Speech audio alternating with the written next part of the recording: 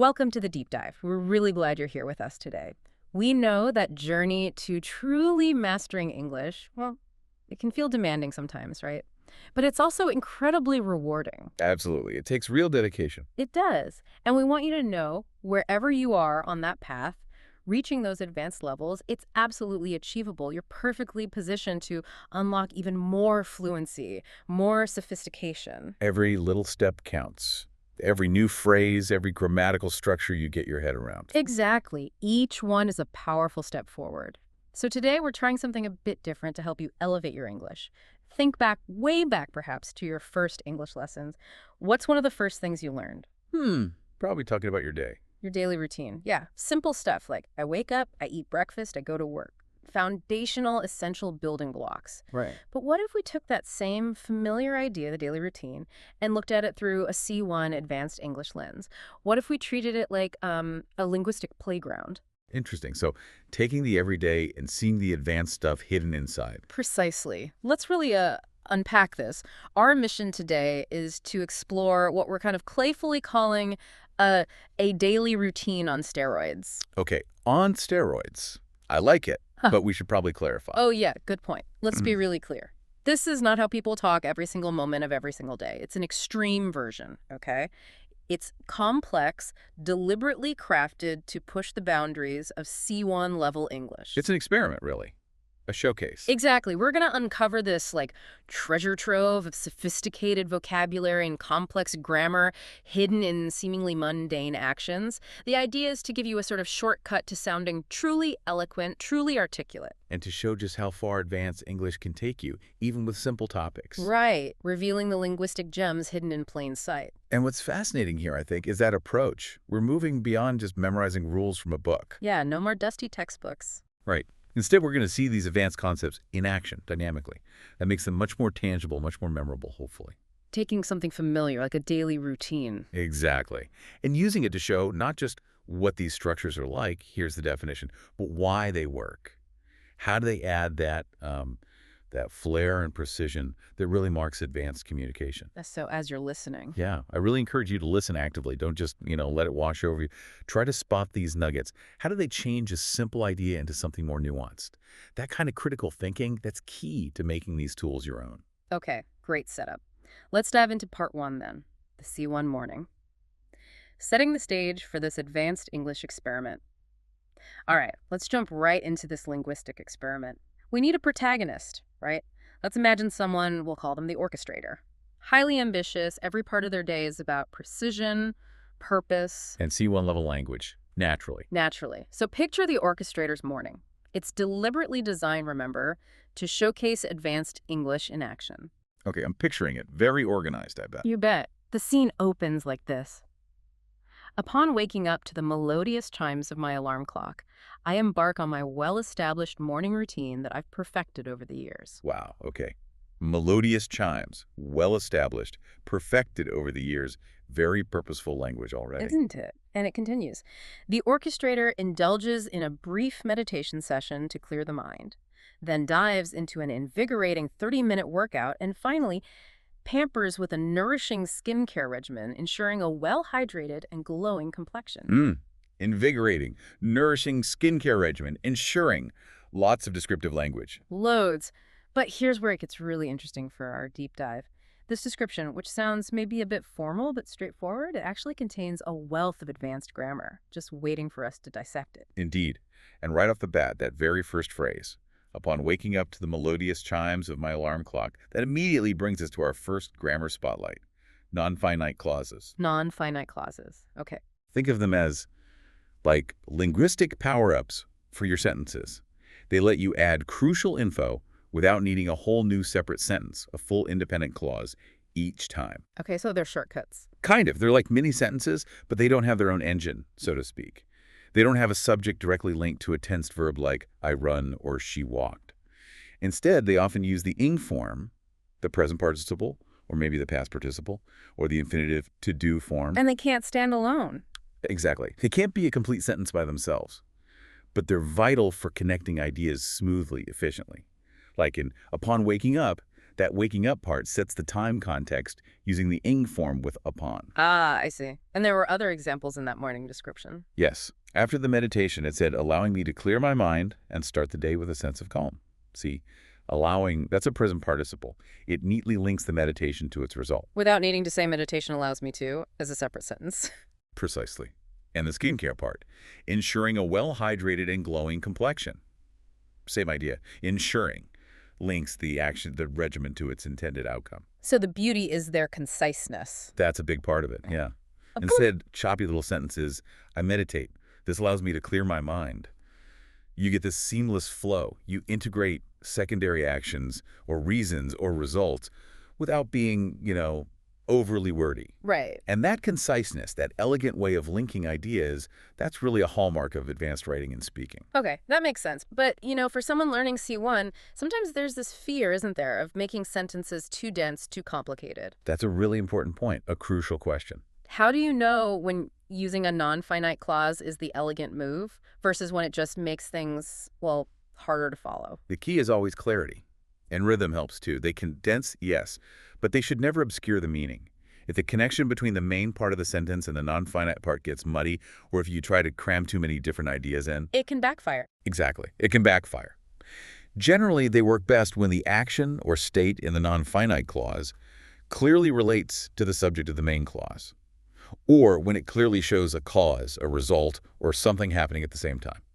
Can you give another example? Sure, like having thoroughly reviewed the report, she felt confident presenting it. It's clear she reviewed the report and she felt confident. The link is strong. Okay. But if you wrote something like, running quickly, the bus was missed, well, that doesn't work. Because the bus wasn't running quickly? Right. That's a classic dangling participle. The running quickly part doesn't logically describe the bus, so it's about applying them thoughtfully. Got it. And I'd encourage you listening right now, try it out. Take some simple sentences you might write, or say maybe one's connected by and then or because, and see if you can elegantly rephrase them using a non-finite clause. You might be surprised how often it fits perfectly and sounds, well, more advanced. That's great practical advice, especially the bit about avoiding ambiguity. Okay, moving on within the orchestrator's intense morning. The workout description, that had something interesting too, didn't it? It did. This brings us to a really nice tool for nuance comparison. It's an advanced comparative structure, specifically the not so much as construction. Okay, not so much. Yeah. The routine said about the workout, it isn't so much challenging as it is invigorating. Right. This structure is brilliant. It lets you compare two related qualities, often to really emphasize one over the other, or maybe even to correct an impression someone might have. So here it's saying maybe people think it's challenging. Exactly. That might be the obvious assumption. But the speaker, the orchestrator, wants to clarify that the more accurate, or perhaps the more important quality, is that it's invigorating. It goes beyond just saying it's invigorating, not challenging. It holds both ideas in balance for a moment before highlighting one. I see. It's more subtle. Much more subtle. Think about other examples. He isn't so much a manager as a mentor. That shifts the focus from authority to guidance. Okay, yeah. Or maybe the problem wasn't so much the lack of resources as the absence of clear leadership. Again, it points to what the speaker feels is the real issue. It allows for these finer distinctions. Exactly. Distinctions that single adjectives or simpler comparisons just can't quite capture.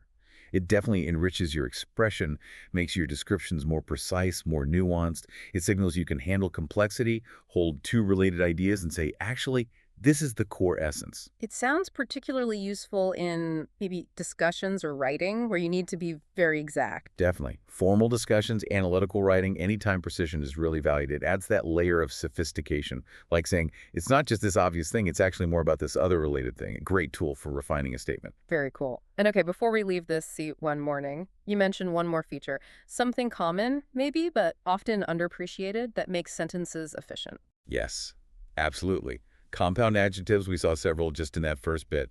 Well-established, 30-minute, well-hydrated. Ah, right, where you stick words together. Essentially, yes. Two or more words acting together as a single adjective, creating one descriptive unit. Like, well-established, it tells you the routine isn't new, it's firm, it's been around. They're fantastic for packing a lot of meaning into a tight space. And the hyphen is important here. Absolutely critical. It's not just punctuation fluff. That hyphen fuses the words together, signals they belong together as one descriptor. It prevents confusion. Can you give an example of the confusion? Sure, the classic one is a man-eating shark versus a man-eating shark. Ah, right. One is a dangerous shark, the other is just a guy having dinner. Exactly. The hyphen totally changes the meaning. It ensures precision. And you see them everywhere. Noun plus participle, like heartbreaking news. Oh. Adjective plus participle, like a good-looking person. Number plus noun, like a five-star hotel, or, from our routine, a 30-minute workout. So why is using these, well, a sign of C1 level? Because they allow you to convey complex or very specific qualities really concisely. Think about phrases like cutting-edge research, or a highly regarded expert, or a once-in-a-lifetime opportunity. They pack a punch? They do. They create rich descriptions without needing long, cumbersome, wordy phrases. It's a hallmark of efficient, sophisticated language use. So for our listener, it's not just about spotting them. Right. Challenge yourself. Can you create new ones? Yeah. How would you describe, say, a plan that was thought out really carefully and carried out perfectly? Maybe a meticulously executed plan. Nice. It just makes your language more economical, more vivid. Yeah. Like combining words smartly for impact and clarity. Okay, fantastic. So that covers the C1 morning non-finite clauses, advanced comparatives, and compound adjectives. Ready to move on to the next part of the day. Let's do it. All right, our orchestrator's C1 morning, packed with linguistic insights, is done. Let's follow them into the next part of their highly structured, advanced English day. What happens after the meditation, workout, and skincare? Where does the routine take us next? Right after getting ready.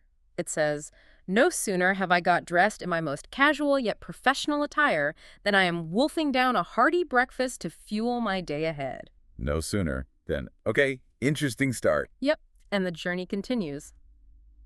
With a steaming cup of herbal tea in hand, I scan the morning headlines to stay informed on the happenings of the world. Meanwhile, as I commute to work, I immerse myself in an audiobook, relishing the well-written prose and captivating storytelling. Thus, I arrive at work ready to tackle the day ahead of me. Okay. Meanwhile, thus, I'm noticing some connecting words there too. Good spot. We'll definitely come back to those. But first, let's break this down. That little sequence, especially the breakfast sentence, it's loaded with more advanced grammar. Right. There's one structure in particular that adds a real dramatic flair. You must be talking about that first sentence. No sooner have I got dressed than I am wolfing down. That is a prime example of negative inversion. Negative inversion. Sounds intense. It can be. It's one of those grammatical structures that, honestly, when you use it correctly, it can instantly make your English sound incredibly impactful and quite formal. So how does it work? What makes it negative inversion? Okay, so it happens when you start a sentence with certain negative adverbial expressions. Things like no sooner, or hardly, scarcely, never, not only, seldom. When you put one of these at the very beginning, It triggers something. it triggers a change in the usual word order. The auxiliary verb like have or did or was jumps before the subject, just like in a question. So instead of I have got dressed, it becomes have I got dressed. Oh, okay, like never have I seen instead of I have never seen. Exactly like that. And its purpose, its impact is significant. It adds really strong emphasis. And in the case of no sooner than or hardly when, it highlights the immediacy. One action follows another instantly, with almost zero delay. So it's stronger than just saying I got dressed and then immediately ate breakfast. Much stronger. The no sooner than construction really stresses that the breakfast began almost the very instant the dressing finished. There's a heightened sense of urgency, or at least sequence. Can you give another example? Sure. Hardly had I arrived when the phone rang incessantly. Or never before have I witnessed such a breathtaking display of talent. These structures just sound more sophisticated, more impactful than the standard subject-verb order. They create a more, maybe literary or dramatic effect. I can definitely hear that elevation in tone. It sounds quite formal, almost like a declaration. But you hinted before we should maybe use it sparingly. Yes, definitely. That's a crucial point about its nuance. Why sparingly? What's the risk if you overuse it?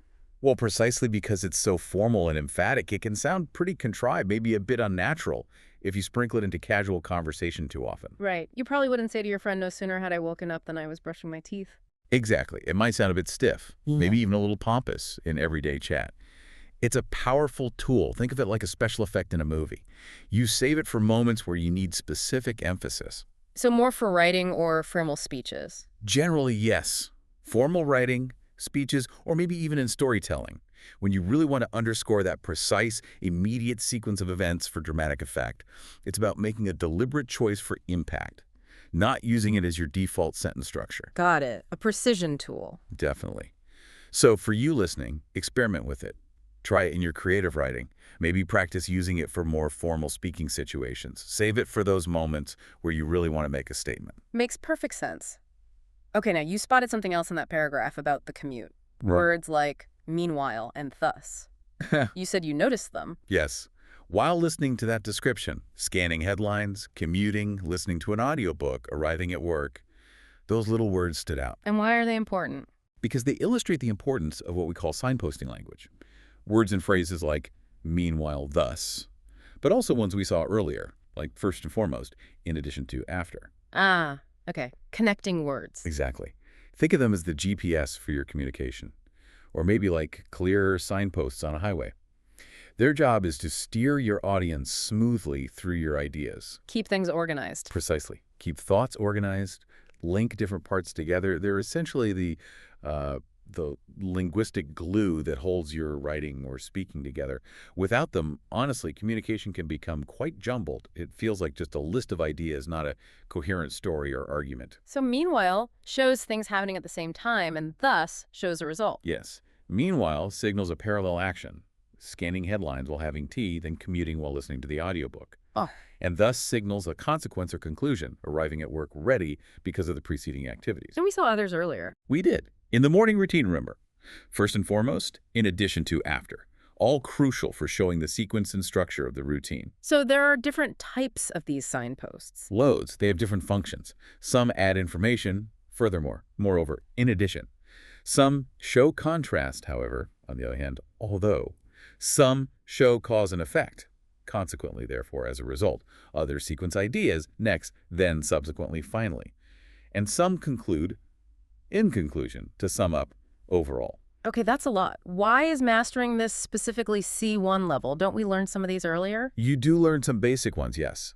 But at the C1 level, it's about using a wider range, more sophisticated ones, and using them naturally and effectively to structure complex thoughts. Advanced communicators weave these in seamlessly.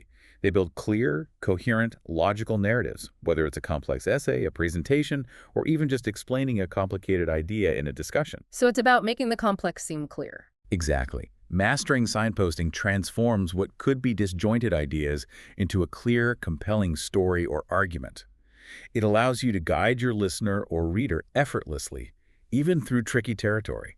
It's absolutely crucial for any kind of advanced communication. Makes total sense. Essential for clarity. Okay, let's shift focus now.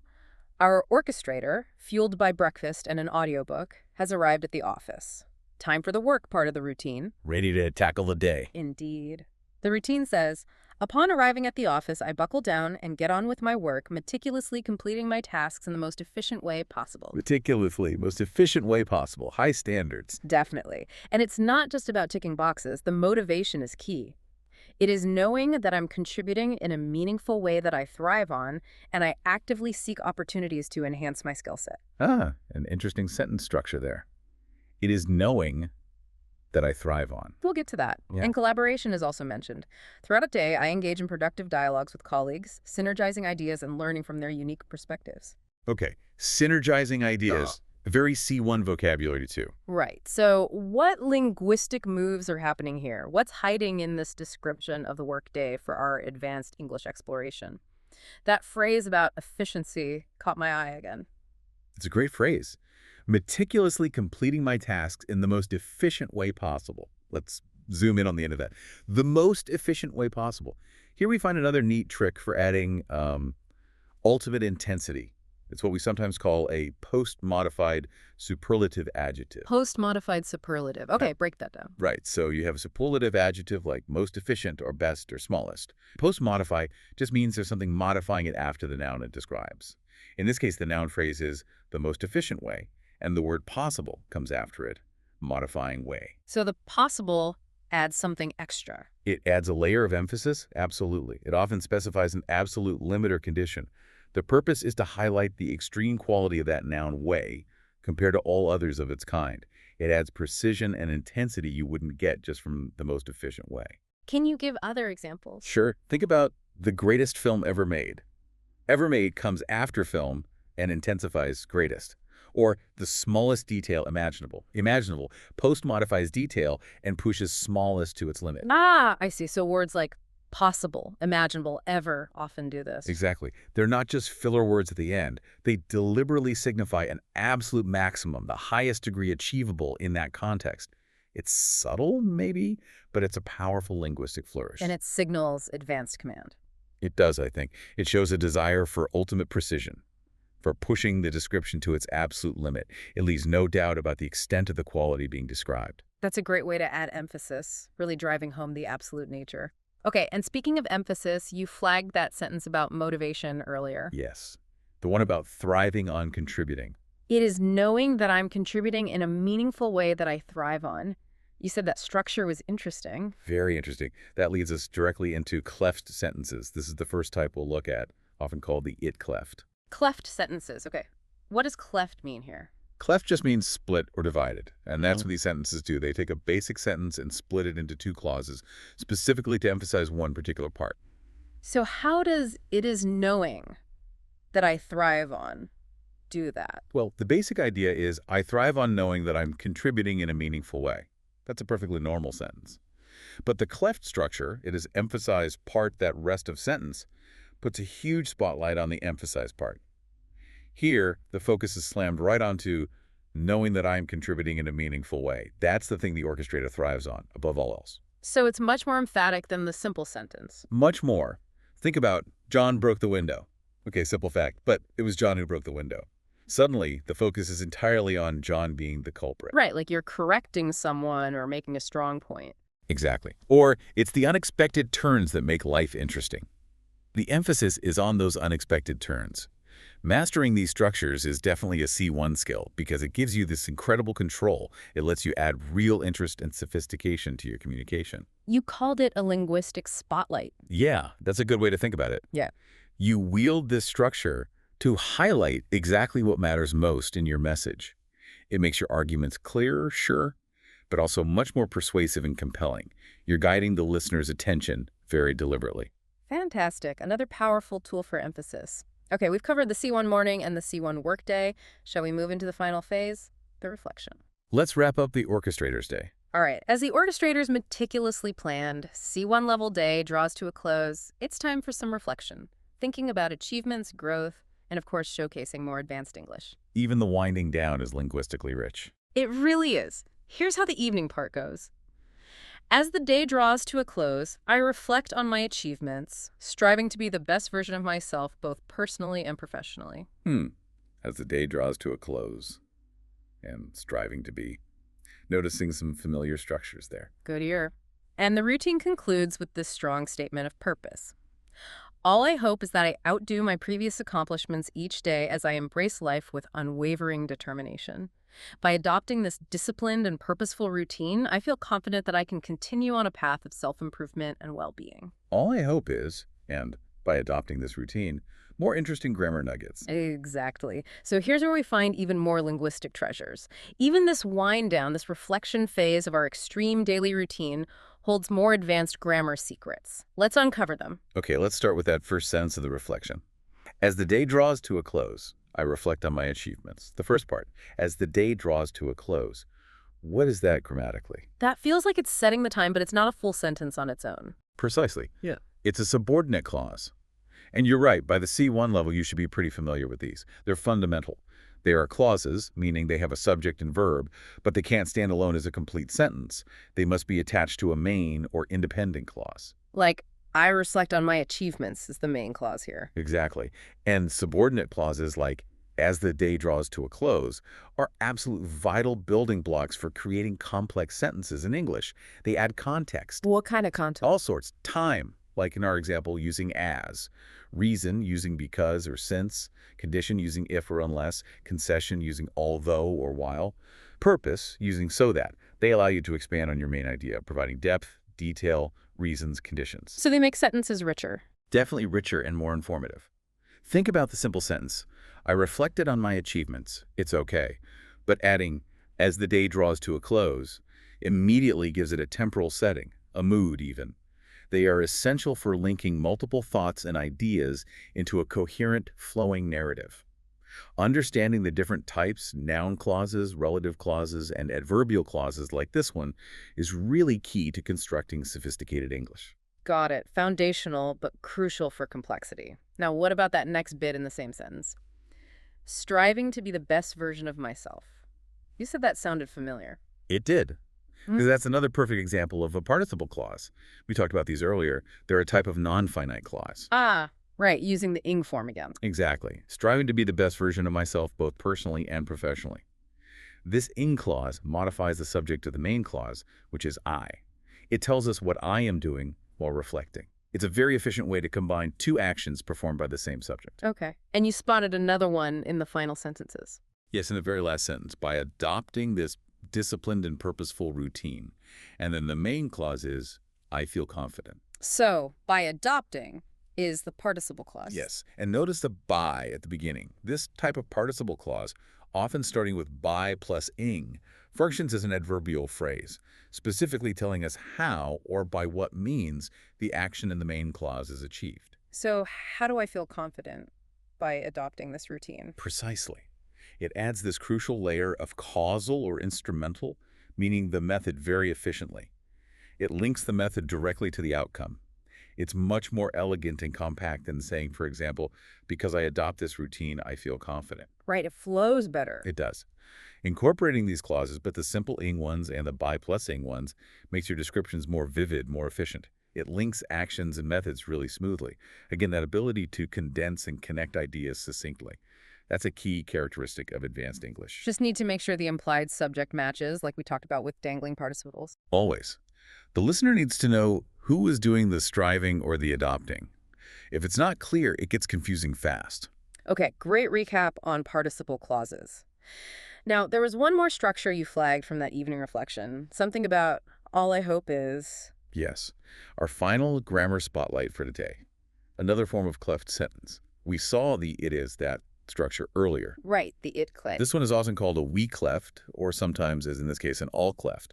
The structure is typically what or all plus clause plus be verb plus emphasized part. So the example is, all I hope is that I outdo my previous accomplishments each day. Exactly. And just like the it cleft, this construction also serves to emphasize a particular point. By starting with all I hope is, the sentence highlights the singular, all-encompassing focus of the orchestrator's aspiration. It strongly implies this is the main thing, maybe the only thing, they hope for in this context. So it zeroes in on the hope itself. It does. This form is really useful when you want to foreground one specific desire, or one piece of information, or one crucial need. Like, what I need right now is a strong cup of coffee. All the emphasis lands on the strong cup of coffee. Or that classic songline. All I want for Christmas is you. Yeah. Perfect example. Yeah. It's a very direct, very emphatic way of stating the core message. So having both the it cleft and this we cleft or all cleft. Gives you options. Yeah. If we connect this to the bigger picture, having these different cleft sentence structures kind of in your linguistic back pocket, it provides you with flexible and powerful tools for achieving precise emphasis. Whether you're speaking or writing, you can choose the structure that best highlights the key part of your message. It gives you real control over the impact of your words. Fantastic. So 2 types of cleft sentences adding to our advanced toolkit. Exactly. Both designed for emphasis, just achieving it in slightly different ways. Hashtag tag tag Astrom. Wow. Okay, what an incredibly intense but also really rich journey we've just taken. That was definitely a daily routine on steroids. It really was. We crammed a lot in there. We absolutely did. We've unpacked an amazing amount of advanced C1 grammar, sophisticated vocabulary, all lurking within the seemingly ordinary, everyday actions of a single day. It just shows you, doesn't it?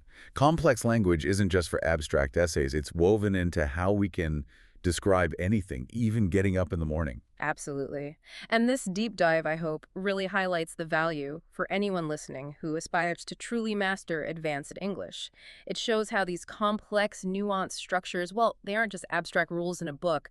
They're living, breathing components of the language. And you can find them, understand them, and ultimately use them, even in contexts you already know well, like a daily routine. So what does this all mean for you listening right now, our dedicated learner? Well, it means you are absolutely capable of reaching this level of sophisticated communication in English. Truly. You really are. Every step you take, every structure like the ones we discussed today that you learn to identify, and then crucially, learn to apply with confidence.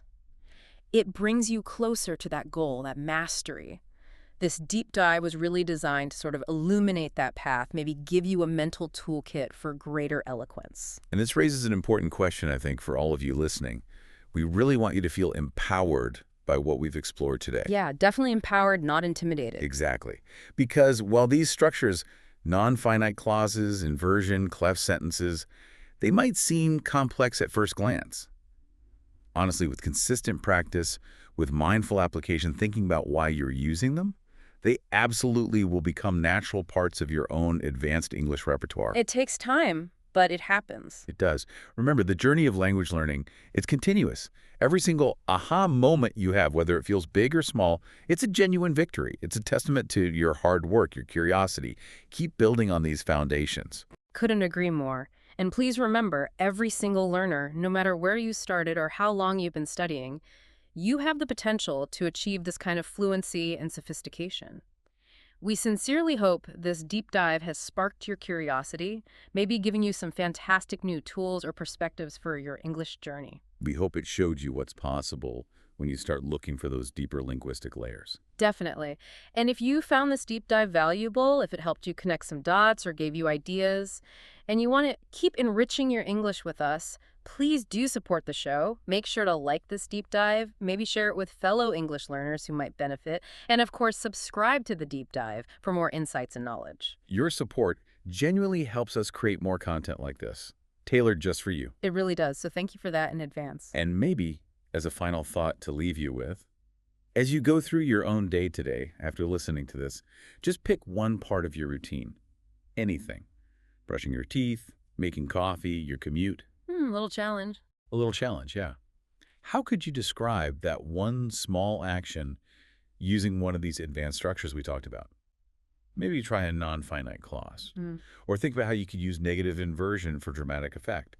Or frame it with a cleft sentence, even if it's just playing around with it in your head. That's a great idea. How does reframing that simple everyday action through a more advanced linguistic lens?